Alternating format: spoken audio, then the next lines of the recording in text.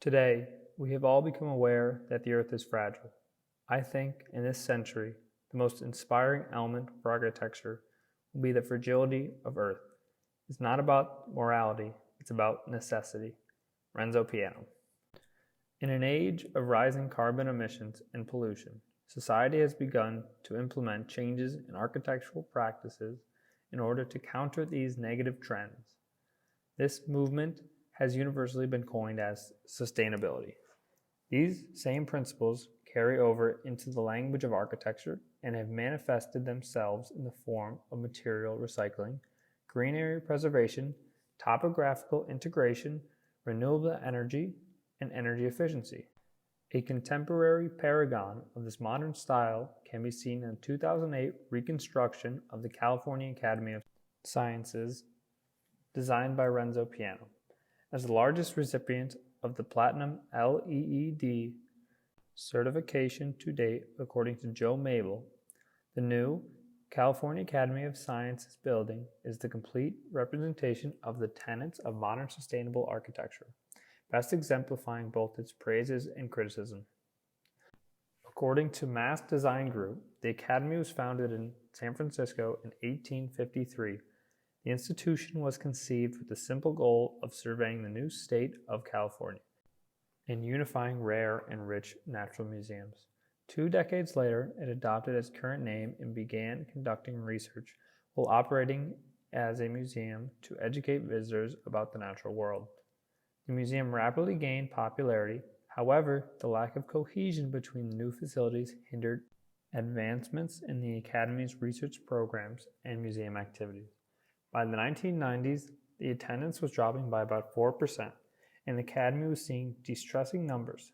The Academy's last straw came in the form of the 1989 Loma Prieta earthquake, which demolished the aquarium and rendered the Academy's other facilities unusable. Soon after, the museum decided to host a competition for a redesign of the Academy. With this new design, the Academy hoped to conduct a complete reconstruction that unified all of the Academy's facilities. The goals of the new Academy were to create an environmental sustainable building that would serve as an attraction for visitors and educate new generations about contemporary global issues. The competition ultimately presented them with the Italian architect Renzo Piano.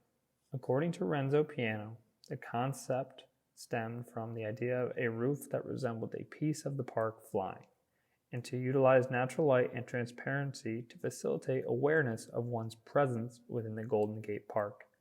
His vision was faithfully realized, as Joe Mabel notes, the use of high, transparent, low-ion glass to cover most of the exterior. 2 90-foot diameter domes would dominate the longitudinal axis of the museum, one housing the rainforest and the other the planetarium. And the aquarium would bring visitors beneath the ground. According to Mass Design Group, a nonlinear circulatory design was adapted in hopes of encouraging visitors to engage with the museum's interactive educational materials. The design team took every possible measure in their pursuit of sustainability. In the construction, 90% of demolition waste from the old building was used. The steel structure of the museum was made entirely of recycled steel. As the centerpiece which dictates the rest of the design, the living roof is arguably the museum's most impressive feature. The 2.5-acre roof provides insulation and captures nearly all water runoff from the structure. Its skylights open and close to provide natural ventilation. This, in conjunction with the glass walls, allows for 90% of the busy space in the museum to be lit by natural sunlight. The edges of the roof are lined with photovoltaic cells, which provide 5 to 10% of the building's power usage. To reinforce the idea of a living roof, it is home to about 1.7 million local plants and becomes a sort of extension of the natural habitat. Naturally, it changes color throughout the seasons. In conjunction with these more apparent features of sustainability, the building's interior technologies allow the museum to consume up to 35% less energy than stimulated by California's rigorous building codes. According to Emeritus Professor of Architecture Brian Williams, The high visibility of these design features resonate the idea that this building is meant to educate. However magnificent the Academy's structure may be, the process was not as glamorous as the end result. According to Mass Design Group, the design of such a colossal and comprehensive project required the collaboration of several groups, including architecture firms, an R&D team, exhibit design firms, and many more. In order to address the difficulty of managing such an expansive team, the Academy hired Don Young and Associates to facilitate a centralized communication system which limited direct contact between the different teams and caused lapse in coordination. Some exhibit designers expressed concerns over the Academy's emphasis on Piano's living roof and how it compromised their designs. Another of the project's issues can be seen in the last-minute changes during construction as a result of missing components in the architect's plan. A point of controversy is the cost that often comes with sustainable architecture. Evidently, according to Mass Design Group, the original budget of the museum exceeded that of the 2005 reconstructions of both the De Young Museum and the Monterey Bay Aquarium, totaling to $388 million. In the end, this projection saw a 25% inflation, up to $488 million. These budget increases can be attributed to the custom glass and metal structures, as well as rearrangement of typical building phases. Another possible source of expense is the research and development involved with the building. According to Brian Edwards, the CAS features an unprecedented building profile and ventilation arrangements, which necessitated extensive pre-construction modeling, which included smoke tests and wind tunnel testing. Incidentally, one of the main proposed advantages of sustainable architecture is that of life cycle costs, which means these buildings should theoretically make up for their cost with low operating budgets. Yet, Mass Design Group has indicated that these budget increases have not only put the Academy in debt, but rising operation and facility costs have made it difficult to pay off said debt. The word sustainable is defined as relating to or being a method of harvesting or using a resource so that the resource is not depleted or permanently damaged. Hence, sustainable architecture is the kind of architecture that aims to satisfy the needs of the people and the aesthetic beauty of a building without putting our future needs of resources at risk. For an architect, the environment can either be an ally or an enemy.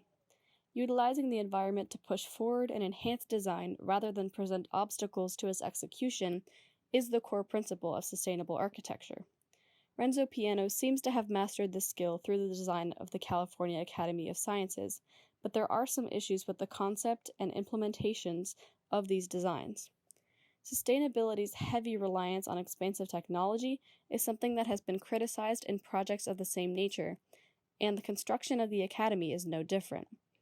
The use of materials such as thermal glass or custom-made glass tend to raise material and construction costs, which seems to increase exponentially in sustainable designs. The balance between the use of technology and how it is integrated into the design is arguably the main flaw with sustainable architecture. The paradoxical nature of energy saving and inefficient energy usage is also something to consider.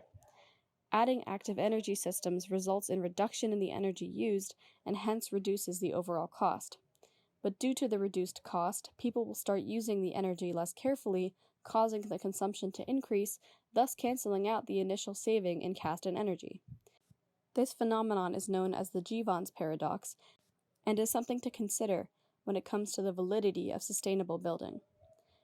Examining the structure and energy usage of the California Academy of Science contributes to a more significant discussion of sustainability. Has this become a worthwhile practice, or is it a theory yet to come to fruition? As evident in the high costs of seemingly sustainable materials, the technology necessary for net zero or energy-efficient architecture has not yet been developed thoroughly enough to truly be defined as sustainable. Further compounding the costs of sustainable materials is their high maintenance nature and the volume of tests required to be LEED certified. Critiques of sustainable architecture also point to small alterations in any specification in terms of materials, greatly diminishing eco-friendly results for the overall project. This is exemplified by the Academy, and that the final construction was over budget due to incredibly precise, intricate specifications. Extensive further research is crucial to the success of this architectural practice.